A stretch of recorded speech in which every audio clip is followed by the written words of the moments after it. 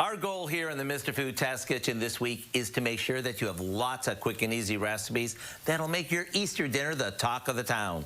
And since no holiday menu would be complete without a really good creamy potato side dish, we figured we'd share one that always gets rave reviews. When making this in the past, I used to start off by peeling and shredding the potatoes, but rather than doing that, today we're using a bag of frozen hash brown potatoes that we've thawed. To that, we add a package of peas, some ham that we've chunked up, cream of celery soup,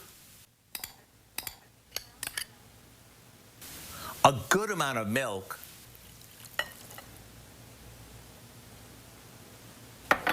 a bit of onion powder, and some ground black pepper. After this is mixed really well, we pour it into a casserole dish and generously top it with crushed butter crackers. You could bake this right away or assemble it ahead of time and bake it off right before dinner or brunch. Either way, you're gonna love how creamy and satisfying it is. To get the recipe for our ham and scallop potato casserole, simply visit our website. I'm Howard in the Mr. Food Test Kitchen, where today we found an easy Easter way for you to say, ooh, it's so good.